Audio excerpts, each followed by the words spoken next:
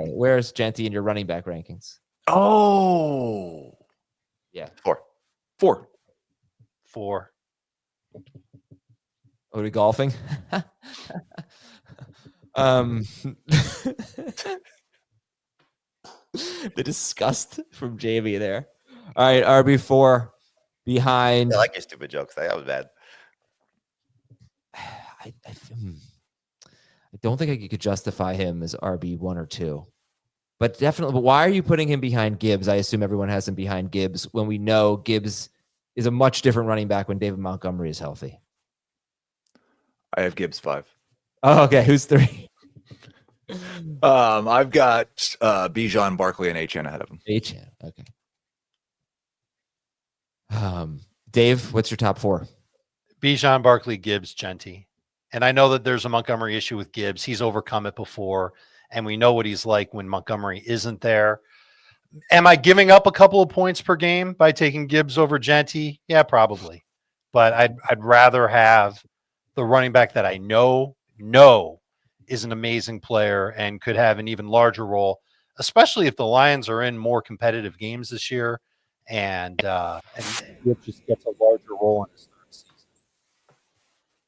All right, so I don't want to spend the whole show on Genty, but what could go wrong for Ashton Jeanty? Like Bijan was actually a bust as a rookie in fantasy because of Algier, basically. But what do you think could hold Ashton Jeanty back? His offensive line could be a starting point. We've talked about his offensive line as a strength, and it's not bad in Las Vegas. And I expect them to be coordinated better now that Pete Carroll is there leading that ship and Chip Kelly's there. And like the play design should be fantastic. But I've seen a game where Genty's offensive line could not help him, and the results were bad. And if something like that were to happen most weeks, then Genty's not going to be even close to being worth a first-round pick, much less a top 5 pick. So that's one thing that can go wrong. The other thing that can go wrong is, are the Raiders going to be a team that scores a ton of points this year?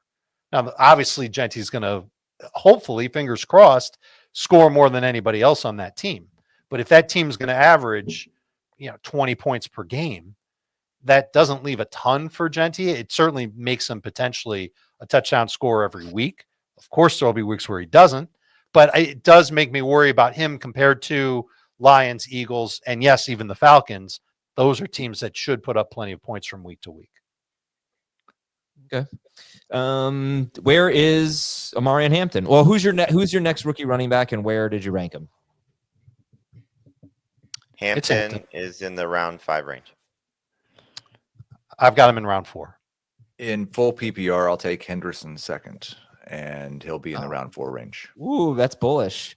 I want to get back to that, but can you tell me, are these guys top 20 running backs, top 24? Can you tell me some of the running backs that are around them? Give us some names. So I talked about, that the running back position right now looks kind of a little similar to last year. Last year, we were talking about this trio at the end of a tier: Mixon, Kamara, Ken Walker. And I don't know where, I don't know where those guys are, but Kamara maybe is like the back of that tier again this year, perhaps. And then you have Aaron Jones, James Conner, Tyrone Tracy before the draft. Pacheco maybe like in the round 5. Right? Is that where you slotted these rookies in? Yes. Still gonna have a hard Mixon, Kamara, Walker trio ahead of them. Yeah, exactly. Yeah. I'm gonna have a hard time getting the other rookies into the top 20. I think that 21 through 24 is a pretty good range for them, but there's 20 running backs I don't think I can rank them ahead of. Who are like the last 3 in that group? 18, 19, 20. Chuba, Swift, Connor. Very interesting group there. Very interesting group. Chuba, because Swift was one of the big risers, right? He's a riser. But look, it's the same situation he had last year in terms of backfield competition, and he was pretty disappointing, I'd say. So yeah, there's one thing that's changed. There's a lot. Two things have changed. Coach and line. Yeah. Okay, so Dave and Jamie have Hampton in that range. Heath has Henderson. Who else is in that range? Did you have a big tier of rookie running backs in that range? Harvey's in that range. Harvey is Judkins is in that absolutely range for me. in that range. Kaleb Judkins Johnson too for me. in that range for me. Judkins, Harvey, and Kaleb Johnson. Okay. Johnson clearly last. No, No, He is for me. I'd rather have Harvey and no, sorry.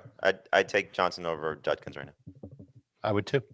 Did anyone give thought to putting RJ Harvey of the Denver Broncos first of this group, second rookie running back behind Ashton Jeanty? Yes, I thought about it. not really. But I think it's like and I especially in rookie drafts, but also when evaluating these guys, like we knew how great and deep this running back class was. They did not necessarily go in the order that we were anticipating, except for Hampton going second.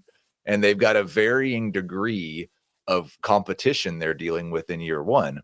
So I really think like with that entire group, just reasonable people can disagree about which one you want to draft higher. They're all high upside, low end RB2s. Why not Harvey ahead of them? Because I just feel like if you look at Judkins, I don't see a ton of catches. Could be wrong. I don't see a ton of catches. You look at Henderson, I don't see a ton of carries, at least not at first. Right. I'm very hopeful that he'll just be so much better than Ramondre Stevenson that they'll hand over the keys to the car, but it might take a little while. You look at Harvey, I see that combination of catches and carries. And as I mentioned on the show, by ESPN's metrics, the best offensive line in run blocking and pass blocking last year. By PFF's metric, the best pass blocking offensive line in Denver, I think they were 11th in run blocking. So we don't have that concern for the Broncos, and the history of Sean Payton running backs with pass catching, all that, blah, blah, blah. So I think it's an easy case to make. I don't know that I would do it because he was never really, on all the prospect rankings lists, he was never viewed like Henderson and Judkins. But he was the next running back off the board after those two, about 22 picks after. So I think it's an easy case to make. Why, Heath, you said no. I'm going to bring you into this because I haven't spoken to you about these rookies yet. I had Dave and Jamie on Saturday or Friday night. Tell me why you didn't consider RJ Harvey for the Broncos ahead of Judkins on the Browns, Travion Henderson on the Patriots. I, like most people, thought Harvey was a tier behind Judkins, Henderson, Hampton coming into the draft. And Harvey did catch about 20 passes a year at UCF each of the last 3 years. But I think he's capable of playing that role. I don't think he's been so good as a pass catcher that we can just say for sure he's going to be the primary third down back in Sean Payton's offense. And so if he's not, I don't know that he has a certain target edge over these other rookies. Like there's especially a lot of questions. Like he kind of threw one of the biggest wrenches into the running back rankings because he got drafted ahead of these guys and because he went to a spot that we were pretty excited about. If it had been Travion Henderson going to the Broncos, I might project him for 60 catches as a rookie. Yeah. But Harvey doesn't have that history. He could do it, but I think there's still a lot of questions about how touches will be distributed amongst the Broncos running backs.